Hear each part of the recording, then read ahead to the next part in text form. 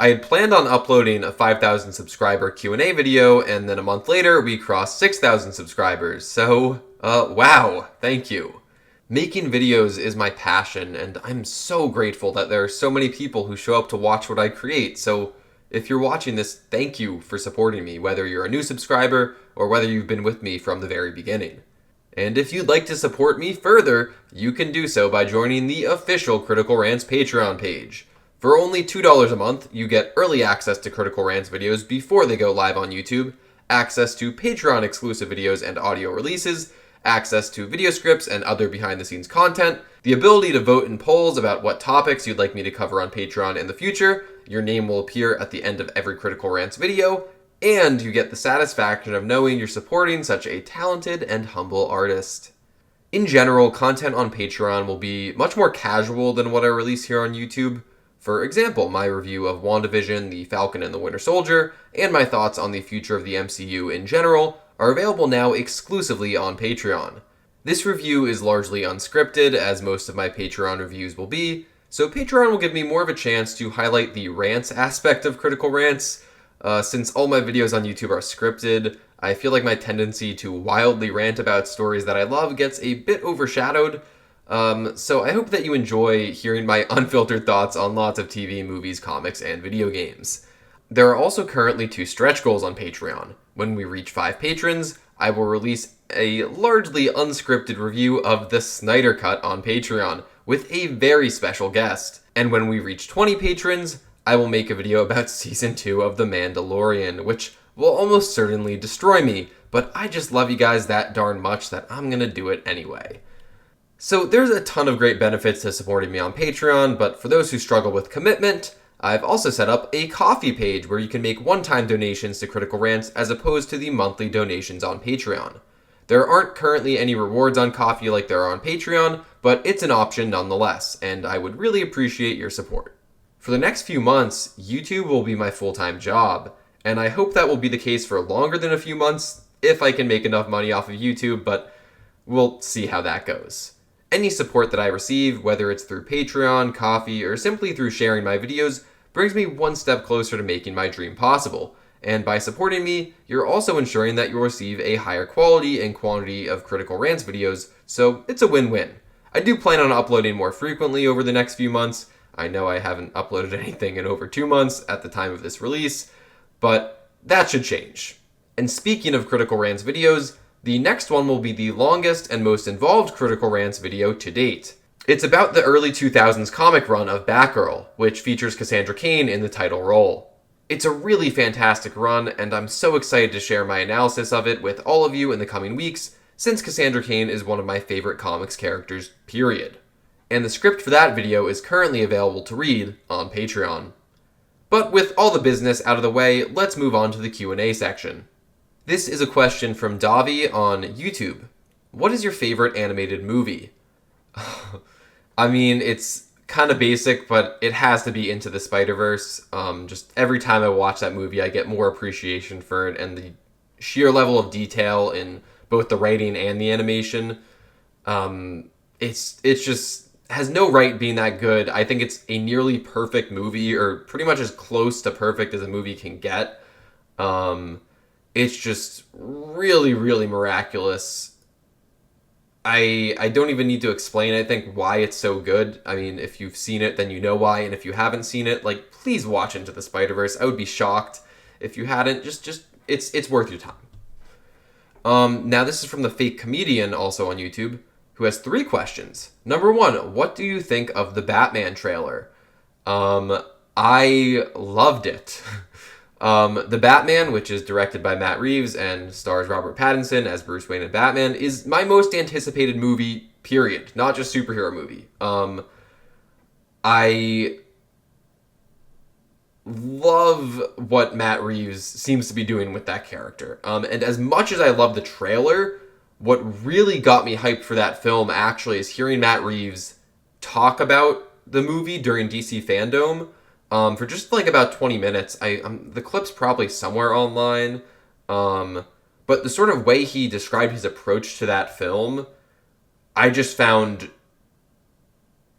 not so much refreshing as striking, because this was almost exactly what I would want from a Batman movie. I really like that he sort of described this take on the character as like a year two. Like, this isn't, Batman's origin story, but he's still learning how to be good at being Batman. He's struggling with that. And I think that's a really great approach. I mean, even in the trailer, when there's that awesome moment where those goons are, kind of confronting him, or he's confronting these goons, and they say, "Oh, what the hell are you?" And he beats the guy up, which is just really brutal. But then he says, "I'm vengeance." Like, yeah, that's awesome, but I think that's a very deliberate choice to say, "Oh, I'm vengeance." Like, yeah, he's inspiring fear in the hearts of criminals. That's nothing new. But I think we're kind of going to see a sort of arc for this character, and this is just pure speculation on my part, of him, and maybe what I want to see, but of Batman going from being a more brutal vigilante, not someone who kills people. I would be very upset if that happens in this movie. I don't think we need to see Batman kill on screen. You can have him be a little more brutal at the start and have his arc be that, oh, he realized that being a good Batman means having compassion, and that doesn't mean just because, he beats up a thug very brutally, doesn't mean like, he's a total dick, but like, Batman can be kind of a total dick sometimes. And I think if you really focus on that relationship with Alfred, it could really pan out to be my favorite Batman movie, because I think it feels like kind of a huge gap in Batman movies. I mean, we really don't have that many modern ones. I mean, not if you ignore sort of, I define modern as, post Batman Begins. So we have Batman Begins, we have the whole Dark Knight trilogy, and then we have Batman v Superman, and I guess, you could say Justice League, or the Snyder Cut of Justice League, and that's kind of it, which really is plenty. But I think because Batman has been around for, like 80 years, there's so much more you can do with that character, and so much more that feels like hasn't been done on screen. I mean, Matt Reeves has been very adamant about this is a detective story, which I think is great. And I love that the Riddler is going to be the main villain. I think when he's used correctly, he can actually be a really great foil to Batman. Like in Zero Year, which, just gonna plug this, my friend For Every Kind of Geek has an amazing video on that comic, Batman Zero Year by Scott Snyder. Go check it out. Go subscribe to his channel. He's literally one of the best video essayists on YouTube right now, but he seems to be making the Riddler kind of scary. I really like that the Riddler seems to be exposing corruption in Gotham as well, and that he might even be doing that more effectively than Batman is, and really challenging Batman as a force for good and a force for justice. Yeah, I'm just so excited. I think Robert Pattinson's going to do an amazing job. After seeing his performance in The Lighthouse, the dude has range. He has range. Like, and I guess the last thing I want to say, because this is, as you can see, I'm already ranting, and I'm very excited for the Batman, so you can tell I got some passion for it and some hype for it. The last thing I want to mention, though, about the trailer specifically is at the very end, where Bruce is in the Batcave and he says, or the Riddler says to him, I think, presumably the Riddler, like, oh, like, you're a part of this too. And Bruce says, how am I a part of this? And the Riddler says, you'll see. And I think what that might be hinting at is that since the Riddler seems to be focusing on corruption, I mean, he says, like, oh, if you are justice, please do not lie, and sort of exposing that. I mean, even in the first moments of the trailer, he kills someone and writes, like, no more lies over their face, over the duct tape on their face, which is super creepy. But I think what that's alluding to is that last moment in the trailer is that the Waynes themselves were a part of that corruption and sort of the degradation of Gotham. And that might be a sort of controversial take on the mythos of Gotham, or the mythos of the Waynes, or the legacy of the Waynes. But personally, I love that. There's like the Telltale Batman games, which sort of feature that as an aspect of the character as well, where you kind of learn, oh, the Waynes weren't actually these angelic saviors, or these, wonderful philanthropists. They also kind of had some ties to a lot of the crime and corruption in the city. And personally, I really like that because it challenges that fundamental creation of Batman, that Batman was created to prevent that feeling of loss and grief, that feeling of helplessness that Bruce felt when he was a child and his parents were taken from him before his eyes. And then to draw that whole, his entire life purpose into question of, I became this way because of my parents and because I believed in their dream for Gotham, only to learn that they weren't who he thought. They weren't who he thought he was, or who they thought they were.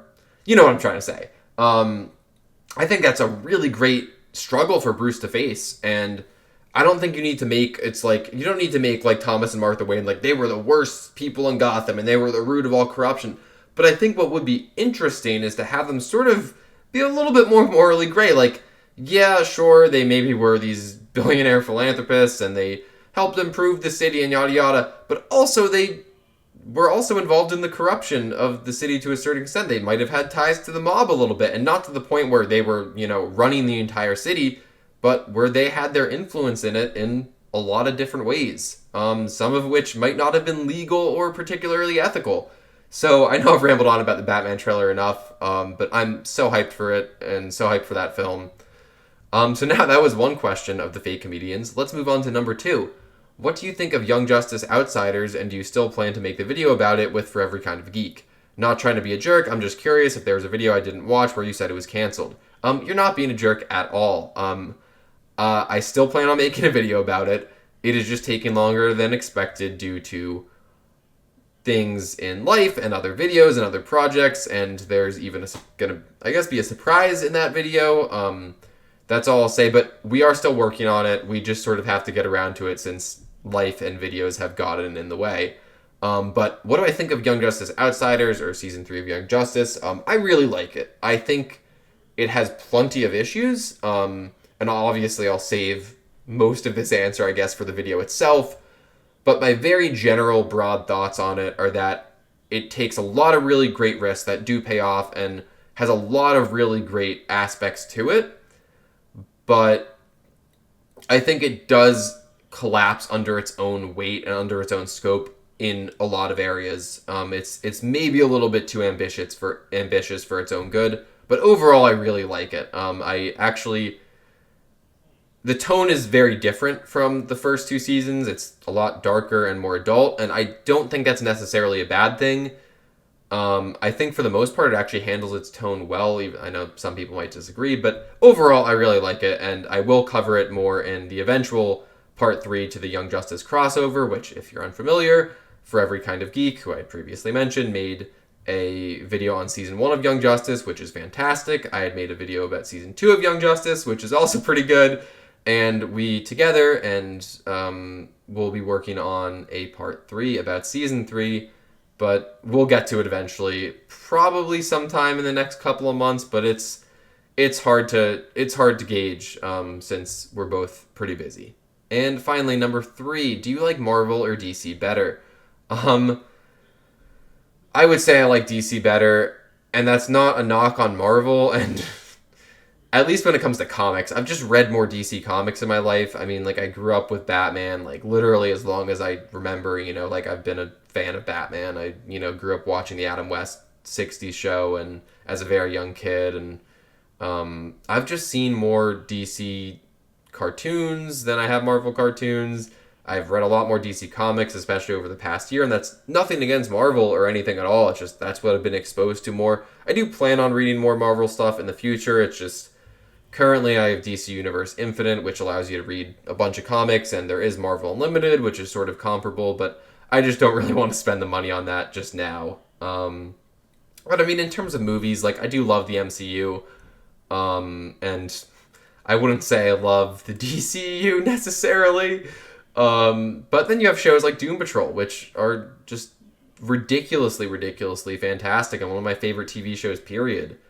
So I'm very, very, very cautiously optimistic about the future of DC films, but yeah, maybe, that would actually be a fun Patreon thing to do a video or an audio release of of the future of DC, and kind of like I did with the future of Marvel, and when I reviewed WandaVision and Falcon and Winter Soldier. But anyway, yeah, nothing like it's. I feel like the last thing I want to say about this is it's always like, oh, Marvel or DC or this film or this film. It's like you can like both, and I do like both. But I just have seen more DC stuff, and I think I would say I prefer DC. Also, just a quick side note: if you hear a creak sound at any point like that, it's because the chairman just creaks sometimes. So I apologize for that, but it's gonna happen. Now, moving on to another YouTube question from Kayla Iorio. If I've asked it once, then I'll ask it again. When will you cover Injustice? This is a two-part question, so I'm just going to start with that. Kayla's a friend of mine. Injustice, the comics she is referring to, I believe not the games. I love the Injustice comics by, especially the first few years, which were written by Tom Taylor, who's one of my, if not my favorite comic book writer. But yeah, there are the Injustice games, Injustice 1 and 2, which I've played both of. I think the story in those games is fine. Frankly, I think that those games existing, and especially the first one, sort of hold back the comics in some ways, since the comics have to sort of wrap around the continuity of those games since they sort of came first.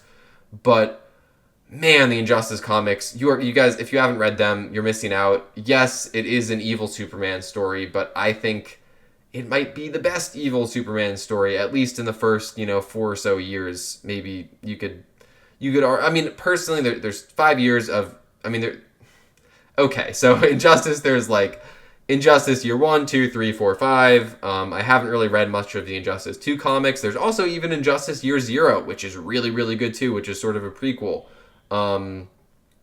But I guess if you're unfamiliar, the basic premise is that the Joker tricks Superman into killing Lois Lane, who is pregnant at the time, and that causes Superman to lash out and kill the Joker, and then basically declare himself as sort of the ruler of the world, not in a sense of like, I sit on my throne, at least not initially, but more so he just calls for a ceasefire to all war and all basically, all crime, and he's like, if you don't do that, you will have me to answer to. So it's definitely an evil Superman story, and the Justice League kind of half them side with Superman, half them side with Batman, who insists that this is wrong. It's just surprisingly well done because Tom Taylor knows how to write these characters, and Injustice was sort of my first introduction, I would say, to the larger DC universe. I mean, I read this back in high school or college, so more than a few years ago, probably around 5 years ago, I would guess, if not maybe 6. When I first started, but despite it being sort of like, oh, it's an Elseworld story, it's set in a different continuity, Superman's kind of a dick a lot of the time, there is also a lot of humanity in him still, and I think more importantly, it is a really great introduction to different sides and different corners of the DC universe. Like each year, for the most part, it sort of focuses on a different aspect. I guess, like, year 2, like, you have all the Green Lanterns. Year 3, you have a lot of the more magic and occult elements of the DC universe. And year 4, you kind of have the Greek gods and a lot of aspects like that. So it's really, really interesting to see how each of those corners of the DC universe get a different spotlight. But if you haven't read Injustice, I highly recommend it. When will I cover it? Eventually. I probably won't get to it in the near future, just because I have a lot of other videos planned, and as I've learned editing my current video, which is about Batgirl, editing a video about a comic book is exponentially more difficult and more time-consuming than editing a video about a TV show, a movie, or a video game. There's just a lot more to it, a lot more layers, a lot more time to cut out each page or each panel and then have it move on screen as you want. So I will get to it eventually because I think it as I said, like, it was my introduction to the larger DC universe as a whole. And I think it's a great jumping off point because of that, which I think is kind of weird because, it isn't really like, Superman will kill people sometimes in it, and that's not great.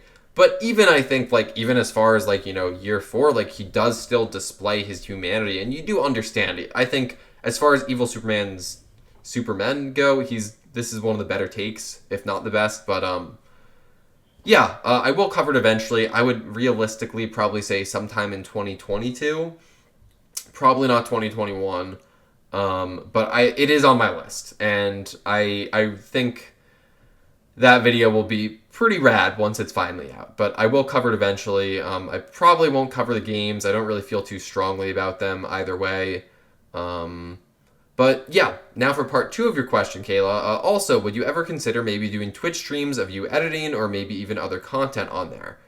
I would consider it. I don't have any plans in the immediate future to do that. I am going to sort of consider and look into it, and maybe even like try live streaming on YouTube or maybe Twitch. I could definitely try doing some streams of me editing. I feel like I'm just going to be focused on editing. I do struggle with multitasking, so that's one of the reasons. That's the main reason why I'm hesitant to like, oh yeah, like I'll just stream video games and chat with you guys or whatever. Which I think I will try inevitably at some point in the next couple of months. But I really struggle with multitasking, so I feel like I will either devote all my attention to, I'm just talking with people in the chat while I'm editing or playing a game, or I am just focused entirely on editing or playing the game. So I'm a bit hesitant, but I'm definitely willing to try it out, and I hope at least in the next 2 months or so I give that a shot. That's sort of my plan. Whether that would develop into something that is regular or frequent is to be determined, depending on how it goes. But I'm definitely going to give it a shot. So now let's move over to some Twitter questions. Let's see. We have a question from For Every Kind of Geek, who have shouted out many times. Please subscribe to his channel. He is truly one of the best video essayists on YouTube. He asked, when will Jimmy Olsen finally conquer the multiverse? I think he's already conquered it, personally. For those unaware, we are both, For Every Kind of Geek and I are both massive Jimmy Olsen fans, specifically of a 12-issue maxi series by Matt Fraction and Steve Lieber called Superman's Pal Jimmy Olsen, Who Killed Jimmy Olsen, which will feature very prominently in Jimmyuary next year, which is Jimmyuary, of course, is the month of January, focused entirely on Jimmy Olsen content. I have a video planned for that already, which I'm just calling it right now, will 110% be the best video I have made. I'm not going to tease much more of it now, but I think he's already conquered the multiverse personally. I mean, he has the power to do it, so he's already done it. But for real, go read that Matt Fraction, Steve Lieber story. If you have DC Universe Infinite, you can read it on there, or just order a trade paperback of it. It's 12 issues. It's genuinely one of the best comics I've ever read in my life. Probably the funniest one. And really gives you truly a lot of appreciation for the Jimmy Olsen character, who kind of gets overshadowed a lot. Now let's move on to a question from another fantastic YouTuber that you should be subscribed to, Brian McDermott. He just started out a few months ago and just came out the gate swinging really hard and really paid off. Go check out his channel. He also deserves a lot more support. And he asked, what's been the most rewarding part of YouTube since you've started your channel? Oh boy. Honestly, this might sound a little weird, but just editing the videos. Also, my roommate's talking in the background, so hopefully you guys can't hear that, but he's on a work call, so he has to do it. But anyway, if you hear that noise, as well as this creak. Okay, of course the chair doesn't creak when I want it to. There's background noise, it's fine. What's been the most rewarding part of working on YouTube? Honestly, editing videos. That feeling of like, when you're really invested in editing a video and you're just like, it's all you want to do. At least that's how it works for me. There's sort of a tipping point, you write the video and you're like, okay, I like where the script is. You record it, which I despise doing. You edit all the audio and all your voiceover and all your bad takes out, which I also don't love doing. But then you get to my favorite part, which is editing it. And that kind of surprised me because my background is in writing. And I also love writing videos, but really bringing the videos to life and having that sort of flow state of just editing and like spending, way more time than you should just on bringing this video to life. That's actually my favorite part, and a close second would be sharing it with people, and just reading all the nice comments you guys write, which are so great. But I think that especially something now that I'm sort of doing this full time, at least temporarily, like there has to be an intrinsic motivation to make these videos and to make this art, because I think video essays are art. Mine might not be good art. You might think it's bad art. But it's still art. It takes a lot of work. And I feel like I want to try to move away from the label of like content creator, because like, what does that mean? You know, it's like, no, like I make video essays, I make art, even if it's not good art. I personally think it is a lot of the time. Not all the time. There are a few of my videos that I look back and I'm just like, man, like what was I thinking? But I am still proud of them when I release them and happy with them when I release them. But I think for me, it's having that intrinsic motivation and that drive to actually work on them. And when you kind of get in that golden zone of just like, oh, I'm editing and this is what I want to do right now, and I feel better, you know, like I feel great in that moment and in that time. And I think just being able to sit back once you're done too and watch the video and be like, wow, like this was actually really good. Like, because like there's a lot of points where like you're writing the video or you're recording the video or you're editing the video even, where you're just like, man, like is this good? Like at a certain point, I think you also get desensitized to it. Like aside from just like, you know, your own personal like voices in your head being like, no, this isn't good, this sucks, why do you even do this? Like that happens obviously a lot, I think, to anyone who makes video essays, I'm sure. But there's also the aspect of it, oh, I've been writing, recording, or editing this for long enough that I'm just sort of desensitized to the quality of it. And then for me, it's usually once I add in the music, which is usually the last thing I do.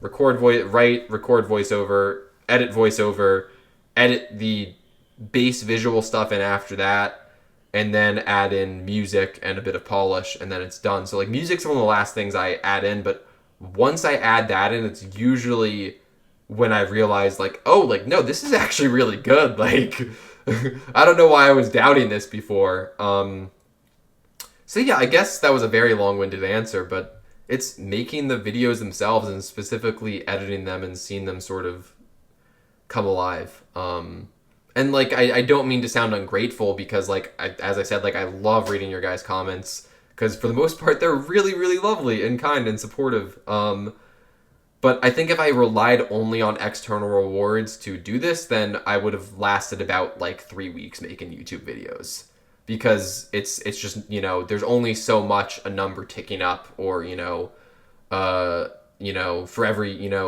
couple of nice comments, there might be a not so nice comment. So like that stuff can be discouraging, but I think what's encouraging is my own drive to make this. And I think part of that is the drive to share it with people, but yeah, that's that question. I think we only have like a few more questions left.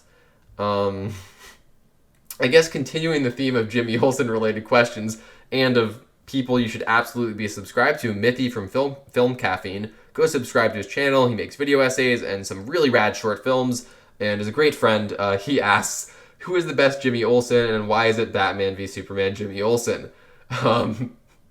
Well, to answer the second question first, or to touch on the second part of that question, for those unaware, in one of the opening scenes, or one of the first scenes of Batman v Superman, in that scene, I think where Lois Lane is like investigating some terrorist group and she gets kidnapped, and then one of the terrorists, who is hired by Lex Luthor, I haven't seen Batman v Superman since it came out in theaters. It's been like 5 years. One of the terrorists then shoots a man named Jimmy in the head. I don't know if he's ever actually named in the film, but it was confirmed after the fact, at the very least, that was basically Jimmy Olsen. So he appeared for like a minute and then got shot in the head. So, I hope he makes a return in the DCU. But who is the best Jimmy Olsen? I mean, man, there's really, I think the answer itself is Jimmy Olsen, for he himself contains multitudes and many Jimmy Olsens within him. Yeah, Jim Ridley Olsen's just truly a phenomenal character. And now moving on to a question from Joe Jonah Jameson on Twitter. What was your favorite part of Game of Thrones Season 8, and who do you think should have won the Game of Thrones? And there's an image that says, yes, this is bait. Oh god, I mean, do you want me to, like, I can do both an ironic and an unironic answer, because, like, you know, I have a whole video, one of my first videos, which, like, about Season 8 of Game of Thrones, and about Bronze Arc and that specifically, and how genius it was. And while I think some of the editing and voiceover especially, I went back like a few months ago and rewatched it, and I just kind of cringed at it.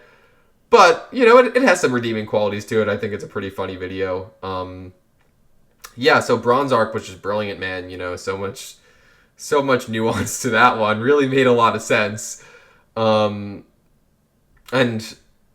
honestly, God, okay, what was my favorite part of Season 8 of Game of Thrones? Like, there wasn't really, like,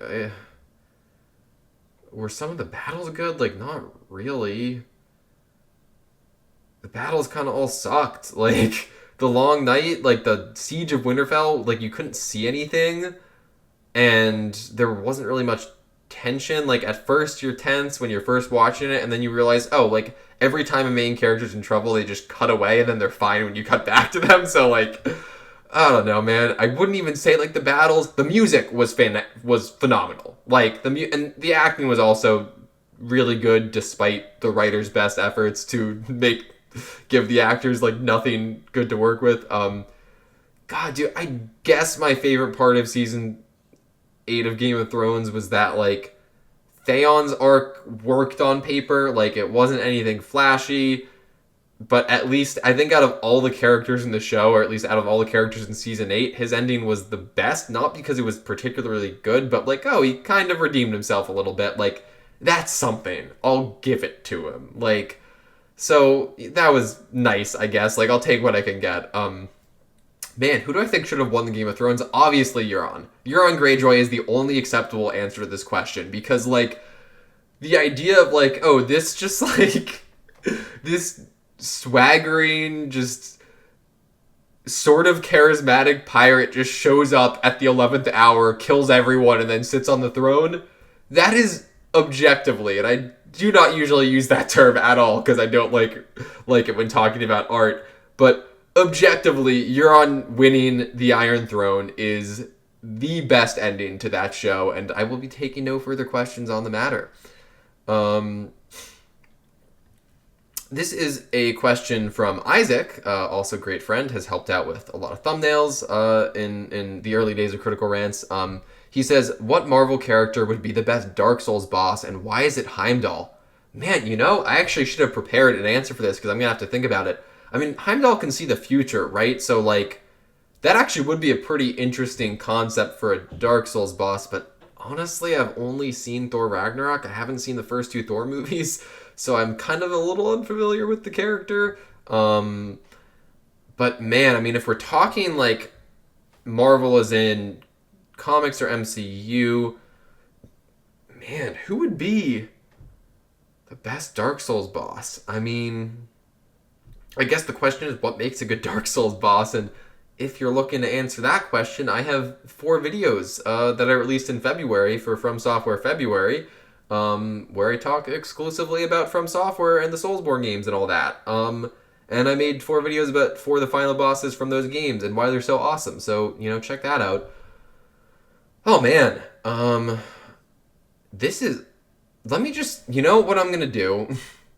I'm just going to pull up a list of MCU movies so I can, like, think about... So I just have those on hand to think about, like, you know, what the options are. Mysterio, I think, would be great. Now, that's just because I see Far From Home. I mean, Illusions, that's kind of a thing. You know, like, you have Lady Butterfly in Sekiro, who actually is one of my least favorite bosses in that game. But, like, you can do a lot of fun stuff with that, and, you know, oh, you killed him, never mind, it's the second phase, that wasn't the real boss kind of thing, which From Software is fans of doing. I mean, Thanos would be a lot of fun with the Infinity Gauntlet, because, you know, there's just some ridiculous attacks that you could pull off with that, and I think that really is shown in Infinity War. I mean, that's kind of obvious, though. Man, there is that... like, Hela's wolf in Thor Ragnarok, which is literally just like, you know, hey, it's a wolf, and it's like Sif in Dark Souls 1. Man, dude, this is tough. There's just too many. I feel like Doctor Strange would actually be a really fun one because if you really kind of highlighting that illusion aspect again, like if you just kind of went all out and you could even have like the arena completely change in the second phase because like he just throws you both through a sling ring and now you're in a completely different area and he's like, I don't know. That would also might be a little bit tricky to pull off conceptually, but yeah, Ant-Man would not be a good Dark Souls boss. Nothing is there's a reason why like 99% of Dark Souls or Soulsborne bosses are larger than the player character, because not only does it make them seem more intimidating and give you a great sense of accomplishment, but like also you need to be able to see what they're doing. And if they're too small, that poses a problem. Like I think the only FromSoft or Soulsborne or whatever, this includes Sekiro, I'm just gonna say Soulsborne.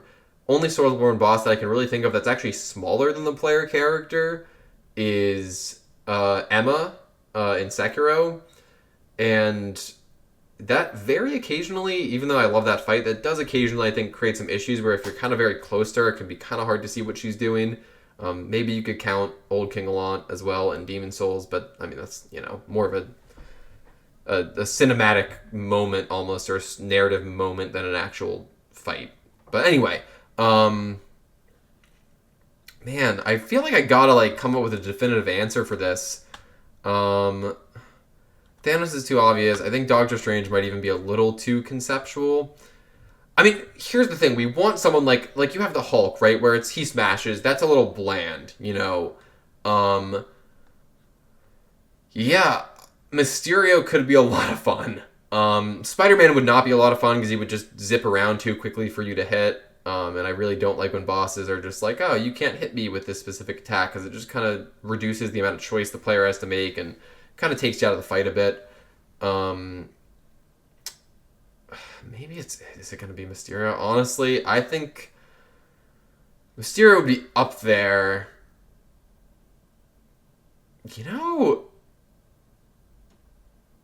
Captain America would be pretty fun because just what he could do with the shield and the ridiculous. You know what? I'm just going to say Captain America because like you think, okay, he's a dude with a shield. Maybe make him a bit buffer or something. But, like, the amount of ridiculous attacks that From Software would come up with just that shield, like, they know how to, when they make a good, like, oh, this is a knight in armor fight. Like, yeah, there are a lot of those, especially in Dark Souls 2, but, like, when they make a good one, it is phenomenal. And I think if they just lean into the acrobatics and just the ridiculous shield attacks they could do, like, absolutely. Yeah, I'm just going with that. I could rant about this for hours, but there's just a lot to consider with this question. This is a really good question. We should talk about this more, Isaac. And I think this brings us to the final question from Ricardo on Twitter. He asked, why is Frank Miller's All-Star Batman and Robin the perfect Batman story? I forgot. I had read this question before I started the Q&A, and then as I read it, I forgot that it was in here. Man, it's such a nuanced story that I don't know if I could properly answer that. But for a little context for those unaware, Frank Miller, who, wrote a lot of very famous comic stories, like The Dark Knight Returns, his Daredevil run, a million other things that for some reason are slipping my mind at the moment, but very, very famous and for the most part acclaimed writer, also wrote a story called All-Star Batman and Robin, which is considered one of the worst Batman stories ever told. There's a lot of bad, stupid, and frankly horrible stuff in it. One where I think he calls Jim Gordon the R word. Maybe it's not Jim Gordon. Maybe it's Robin, which would be even worse. But why is it the perfect Batman story? I don't know if I'm equipped to answer that question. Yeah, it is bold. That's why. That's what I'll say. It takes some risks. Do they pay off? No. Do I understand them? Not at all. But does it take some risks? I'm going to say yes. I haven't read the story, but I've seen Owen Likes Comics video on the topic, which also, please go subscribe to Owen Likes Comics if you're not. Just truly like some top tier content on top tier video essays. And God, just go subscribe to Owen. Go subscribe to Owen's channel if you're not already. And his video on All Star Batman and Robin is really great. Probably, I would say the best way to experience that story than actually reading it, because I don't think you need to. But yeah, I guess that's every question. We didn't have a ton of them today. Yeah, so here, oh my gosh, this is 42 minutes? Dude, I literally, like, this is what I mean about me ranting. Like, I was like, oh, I have, like not even, like, 10 questions, I think. This will be, like, you know, this will be, like, a 15-minute video in addition to the channel update, which was, like, not even 5 minutes, and then here we are at 43 minutes now. But that's okay. I guess just closing thoughts. This is totally unscripted, and obviously the Q&A section kind of was as well. But if you like this kind of, you know, more casual stuff, Patreon is a great outlet for that. I will also probably do more Q&A videos on YouTube as well, because I do enjoy doing them. It is really nice, kind of a nice change of pace from editing video essays, because they are very involved, a lot more work, and it's a lot of fun just to kind of chat with you guys. I will look into kind of setting up maybe like a live stream sometime, whether it's streaming editing or games or just like another Q&A like this, probably on YouTube, but maybe on Twitch. But I'll keep you guys updated. Also, follow me on Twitter is the best way to stay updated. It's at @critical_rants. I am on Twitter far too often, so that's the best way to keep up to date on stuff going on the channel. And yeah, I'm really looking forward to what's in store for the rest of the year. I have a lot of videos planned. There's especially a few towards the end of the year that I'm very excited about. I guess the only one that I'm really going to tease now, since it should have been out last December, is a video about an episode of Justice League, the cartoon, like Justice League and Justice League Unlimited, called Comfort and Joy, which is a like holiday Christmas themed episode, which was nearly complete last December before my laptop died and I lost all of that work. So I am gonna remake that one for this upcoming December and around the holidays. But I'm very excited for that one because I was really proud of that, and I was like 80 or 90% done with editing it, and then I lost it. So that sucked, but I do still have the script, and it shouldn't be too bad to recreate. So I'm really excited for that, but there is some wild stuff planned. Some of it, very more serious and analytical or emotional.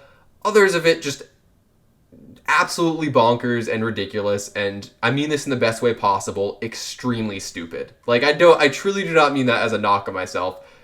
I am so excited for the just stupid video essays I have planned. And, just January isn't that far away. It's like 8 or so months. And I'm very, very excited for January.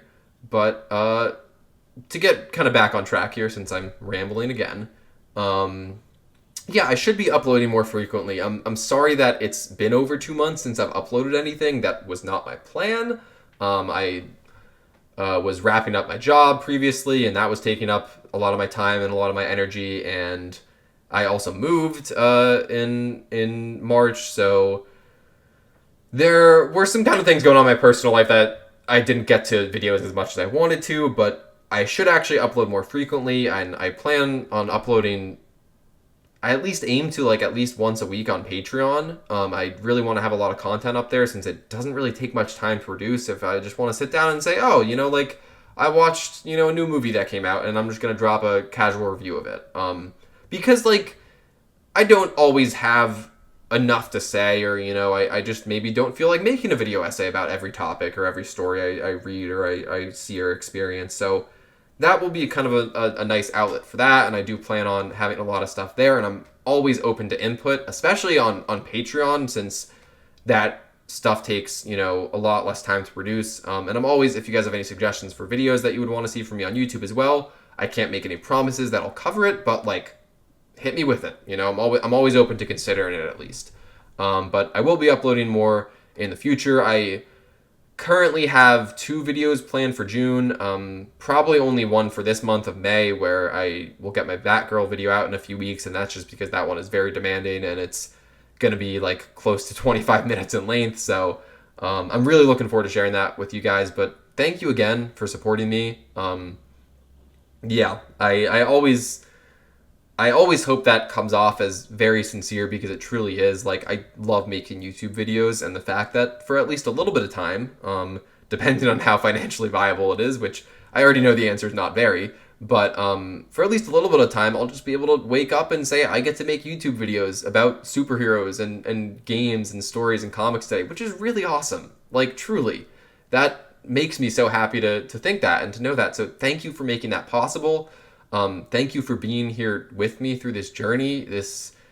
We're closing in on almost 2 years of Critical Rants next month, which is bizarre because it feels like not nearly that long, yet also so much longer at the same time. But thank you guys for being here, and I look forward to sharing more with you all soon. Yeah, stay safe, please. Wear a mask and get vaccinated if you're not already. I hope you're all doing well, and I will see you guys very soon.